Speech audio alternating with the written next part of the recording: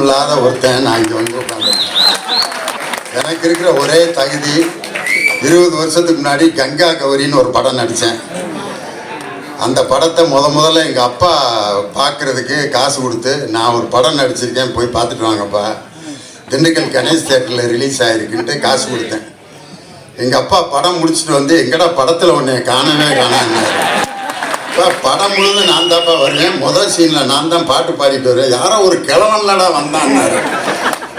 முதல் படத்திலே கிழவனை நடித்து இப்படி கேவலப்படுத்திட்டேடான்ட்டு பெத்த தகப்பேன் முதல் படத்தை பற்றி அப்படி விட்டார்.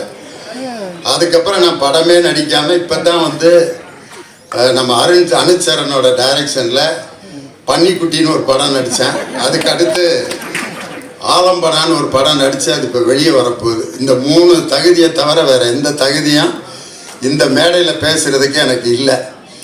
ஆனால் இதை விட ஒரு பெரிய தகுதி என்னன்னா, மக்கள் நாயகன் ராமராஜனுடைய மிகப்பெரிய ரசிகன். ஒன்று அவருடைய நடிப்பு எதில் அப்படின்னா, ஒரு சிறப்பு ஒரே ஒரு வரியில் சொல்லணும்னா, மக்கள் திலகம் எம்ஜிஆர் தான் ஒரு படத்தில் எந்த பாட்டுக்கு வேணாலும் அப்படி கையை தூக்கி ஒரு ஆக்ஷன் பண்ணாருன்னா கூட்டமே அப்படியே கைதட்டி ரசிக்கும். புதிய சூரியனின் பார்வையிலே அப்படின்னு ஒவ்வொன்று கத்துவாங்க. அதுக்கு அடுத்து உழைக்கும் கைகளே அப்படின்பாரு, அதுக்கு கை தட்டுவாங்க. சோக பாட்டு கூட அப்படி கை தூக்கி அன்பேவா அப்படின்பாரு, உடனே சோக பாட்டுக்கு கை தட்டுவாங்க.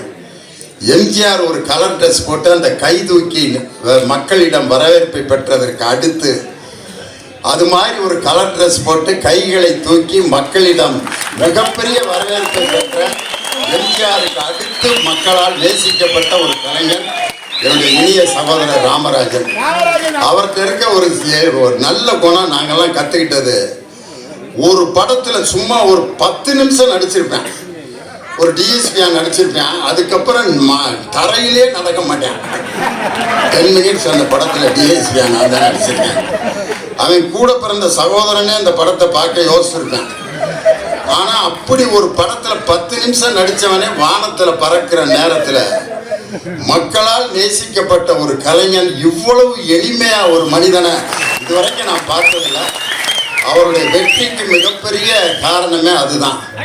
இந்த படத்தினுடைய தயாரிப்பாளர் மதியழகன், அவர் பேரை பார்த்தோன்னா நம்ம ஏதோ மதுரைக்காரர் கருப்பா ஒரு மாதிரி இருப்பாருன்னு பார்த்தா ஹிந்தி பட ப்ரொடியூசர் மாதிரி அப்படி கண்ணாடியும் அவர் கலரையும் பார்த்துட்டு உண்மையிலே ஒரு ஹிந்திக்காரன் தான் நினச்சேன். ஆனால் பேரை பார்த்துட்டு மதியழகன்னு இவ்வளவு அழகான தமிழ் பேர் வச்சு அவருடைய படத்தை திரும்ப ராமராஜன் சாருக்கு இத்தனை ஆண்டுகள் கழித்து மீண்டும் மக்களிடம் கொண்டு சென்றதற்காக அவருக்கு எல்லாரும் ஒரு பலத்த கரவொலி நம்ம மதியழகன் சாருக்கு கொடுக்கணும். அவருக்கு நேர் ஆப்போசிட்டு டைரக்டர், அவர் செக்க செவேர்னு இந்திக்காரன் மாதிரி இருக்காரு. டைரக்டர் பாருங்க நெல்சன் மண்டேலா மாதிரி, ஆனால் கலர் அப்படி இருக்க ஒழிய, ஆனால் அவருடைய திறமை அற்புதமானது. அவர் நடையும் அவர் அந்த ஒரு 2 நிமிஷம் ஷூட்டிங் ஸ்பாட்டில் பார்த்தேன், அவ்வளோ பரபரப்பாக இருந்தார்.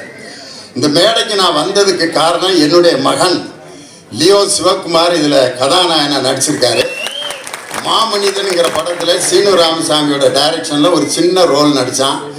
அதுக்கப்புறம் அழகிய கண்ணைங்கிற படத்தில் ஹீரோவாக நடித்து அந்த படம் தியேட்டரில் வெளியாகிடுச்சு. இப்பொழுது அவனுக்கு ஒரு மிகப்பெரிய ரீஎன்ட்ரி எது அப்படின்னு சொன்னால், எம்எஸ் பாஸ்கர் சாருக்கு மகனாகவும் ராமராஜன் சாருக்கு மருமகனாகவும் லக்ஷா சரணுக்கு ஒரு ஹீரோவாகவும் இன்னைக்கு நடிச்சிருக்கான். அதனால் எனக்கு என்னுடைய மகன், உன் மகனை பற்றி நீயே எப்படியா பெருமையாக பேசலான்ட்டு, நம்ம சில சமயம் கண்ணாடியை பார்த்து நம்ம தலையை ஒதுக்கிக்கிடுவான், சட்டை பட்டன் அப்படி போடுவான். ஆனால் நம்மளை அழகுபடுத்திக்கிறதுக்கு நம்ம அவ்வளவு செஞ்சாலும் என்னுடைய படைப்பு நல்லா இருக்கும் அப்படின்ட்டு நம்ம மேடையில் சொல்கிறது மாதிரி நான் உருவாக்கிய என்னுடைய மகன் இந்த படத்தில் ஹீரோவாக நடிச்சிருக்காரு. அவருக்கு நீங்கள் எல்லாரும் ஆதரவு கொடுக்கணும் அப்படின்னு அன்போடு கேட்டுக்கிறேன். இந்த மேடையில் வந்து பெரிய பெரிய டைரக்டருங்க எல்லாம் உட்காந்துருக்காங்க. ஆர்வி உதயகுமார் சார், அவருடைய அந்த டைட்டில் சாங் இளையராஜாவோட முதல் பாட்டை டைட்டிலாக போடணும் அப்படிங்கிறது அவரது கண்டுபிடிச்ச ஃபார்முலா தான்.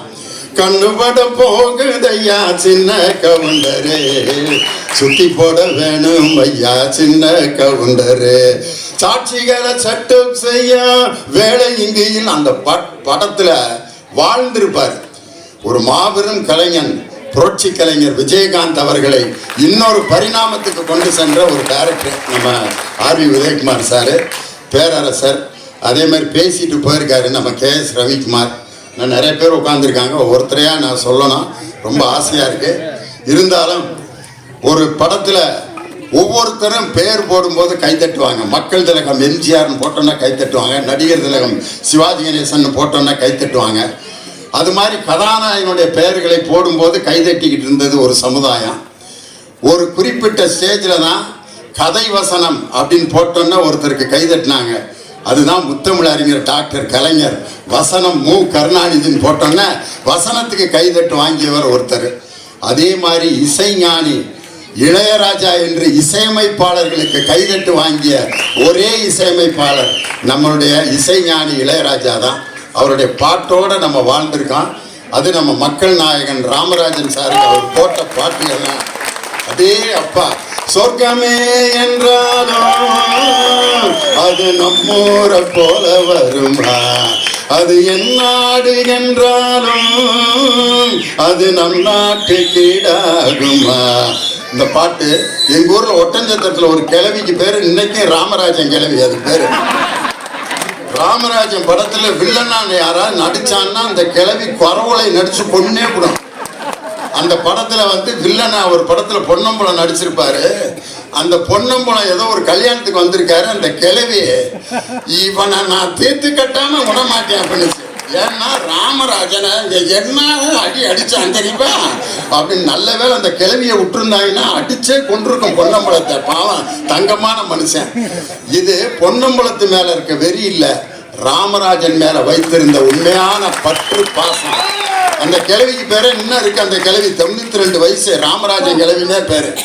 அப்படி சாதாரண மக்களிடம் தன்னுடைய இயல்பான நடிப்பால் எளிமையால் மக்களிடம் வாழ்ந்து கொண்டிருக்கக்கூடிய ஒரு அற்புதமான கலைஞன் என்னுடைய அருமை சகோதரர் ராமராஜன்.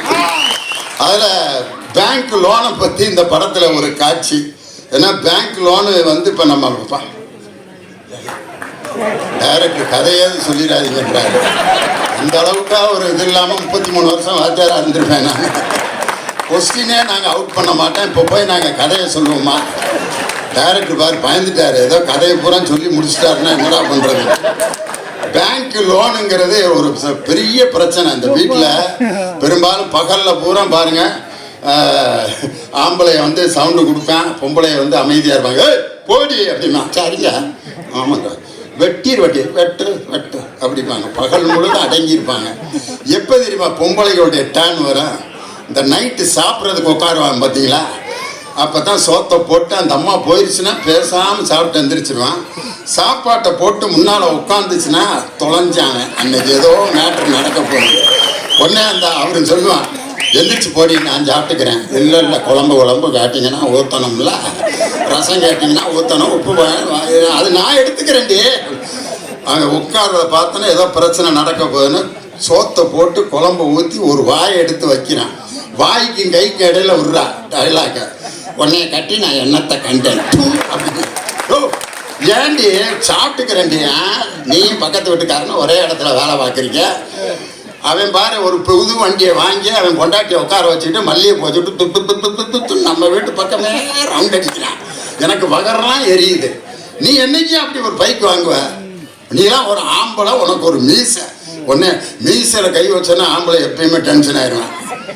1/2 மணி நேரத்தில் உனக்கு பைக்கு நான் கொண்டு வரலன்னா பாருன்னு பேங்க்கில் லோனை போட்டு 15 வட்டிக்கு கடனை வாங்கி பைக்கை மாலையை கொண்டு வந்து நிப்பாட்டிட்டான். கொண்டு வந்துட்டேன் பைக்கு. கொண்டு வந்தது பெருசு இல்லை, இந்த பக்கத்து வீட்டுக்காரி பார்க்குற மாதிரி 5 ரவுண்ட் அடிக்கிறேன். பட்டு புடவை கட்டிட்டு மல்லிகை போச்சுட்டு பின்னால் உட்காந்து பக்கத்து வீட்டுக்காரி பார்க்குற மாதிரி ரவுண்ட் அடிக்கிறான். பின்னால் உட்காந்துருக்கிறத வச்சே கண்டுபிடிச்சிடலாம் ஒரு பொண்ணுக்கு கல்யாணம் ஆகி எத்தனை வருஷம் ஆகுதுன்னு. இறுக்க கட்டி பிடிச்சி தோளில் அப்படி படுத்துட்டு கிடக்குதுன்னா கல்யாணம் ஆகி இப்போ தான் 3 மாதம் ஆகுதுன்னா இருக்கான். லேஸ் அப்படி சட்டையை மட்டும் பிடிச்சிருக்குன்னா கல்யாணம் ஆகி 2 வருஷம் ஆச்சுன்னா இருக்கான். இந்த பேண்ட்டில் இருக்க லூப்பில் விரலை மாட்டிட்டு உட்காந்துருக்குன்னா 5-6 வருஷத்துக்கு மேலே ஆயிடுச்சுன்னா இருக்கான். பின்னாடி கம்பியை பிடிச்சிட்டு உட்காந்துருக்குன்னா 10 வருஷம் ஆச்சுன்னா இருக்கான். கம்பியே பிடிக்காம உட்காந்துருக்குன்னா 20 வருஷம் ஆச்சுன்னா இருக்கான். ஏன்னா விழுந்தா நம்ம 2 பேரும் சேர்ந்து சாகலாம், நீ மட்டும் விழுகணும்னு அர்த்தமானு.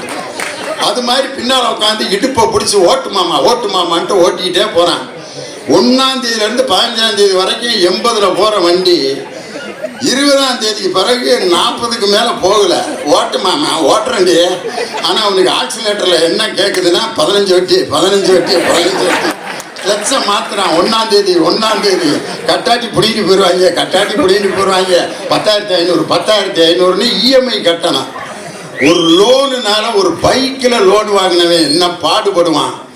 ஆனால் இன்னைக்கு ஒரு கடன் பட்டார் நெஞ்சம் போல் கலங்கினான் இலங்கை வேந்தன்னு கம்பன் சொன்ன மாதிரி ஒரு கடனால் பாதிக்கப்பட்ட இந்த சமுதாயத்தை அப்படியே படம் பிடித்து காட்டியிருக்கிறார் இயக்குனர் ராகேஷ். அதை ரொம்ப வித்தியாசமாக கொடுத்துருக்காரு. அந்த கதையை நீங்கள் பார்க்கும்போது அவ்வளோ விறுவிறுப்பாக நீங்கள் பார்ப்பீங்க. இந்த இசைஞானி இளையராஜாவோட இசையமைப்பு, அவருடைய இசைங்கிறது எவ்வளவு ஒரு மக்களிடம் பெரிய வரவேற்பை பெற்றதுங்கிறதுக்கு வேற உதாரணமே தேவையில்லை. 30 வருஷம் கழிச்சு இன்னைக்கு ஒரு பாட்டு ஹிட் ஆயிருக்கு பாருங்க. இது மனித உணர்ந்து கொள்ள, இது மனித காதல் அல்ல அல்ல அல்ல அல்ல அல்ல, அதையும் தாண்டி புனிதமானது புனிதமானது புனிதமானது. உண்டான காயமின்றி உன்னாலே மாறி போன மாயம் என்ன பொன்பானே செந்தேனே. அங்க பாரு, 4 வயசு குழந்தை. இந்த பாட்டு இப்ப அந்த குழந்தைக்கு பாதிப்பை ஏற்படுத்தியிருக்குன்னா அந்த மஞ்சுமல் பாய்ஸுங்கிற அந்த படத்துல 30 ஆண்டுகள் கழித்து இசைஞானி இளையராஜா அந்த படத்தில் ஒரு பாடலில் வாழ்ந்து கொண்டிருக்கிறார்னா அந்த இசையமைப்பில் இன்னைக்கு உருவாகி இருக்கிறது சாமானியன். சாமானியன்னா சாதாரண மனுஷன். சாமானிய மக்களுக்கு நீங்கள் என்ன செய்தீர்கள் அப்படின்னா, சாமானிய மக்கள்னா ஏழைகள், சாதாரணவர். ஒரு படம் எடுத்தா டில்லி மாப்பிள்ள, கோடீஸ்வரன் அப்படிலாம் படம் எடுக்கிற நேரத்தில் இன்னைக்கு சாமானியன்னு ஒரு ஏழை மக்களை தலைப்பா வச்சு இன்னைக்கு படம் எடுத்திருக்காங்கன்னா இது அனைத்து சாமானிய மக்களையும் போய் சேரும் அப்படிங்கிற நம்பிக்கை எனக்கு இருக்கு. நம்ம மக்கள் நாயகன் ராமராஜன் சாருக்கு நான் கொடுக்கின்ற வாழ்த்து என்னன்னா, அவருடைய முதல் படம் கரகாட்டக்காரன், 2வது அதுக்கப்புறம் மிகப்பெரிய வெற்றி. இது முதல் படம் எங்க ஊர் பாட்டுக்காரன், அதுக்கப்புறம் வெற்றி படம் கரகாட்டக்காரன். இந்த எங்க ஊர் பாட்டுக்காரன், கரகாட்டக்காரன், இதற்கு அடுத்து இதைவிட பெரிய வெற்றி பெறப் போவது சாமானியன். எங்க ஊர் பாட்டுக்காரன், கரகாட்டக்காரன், சாமானியன், 3 ஒரே எழுத்துல முடியுது. அதனால அதே போல வெற்றியும் இந்த படங்கள் வெற்றி அடையணும்னு அன்போடு நான் கேட்டுக்கொண்டு, எங்களுடைய மக்கள் நாயகன் மீண்டும் திரையுலகிற்கு வந்திருக்கிறார்.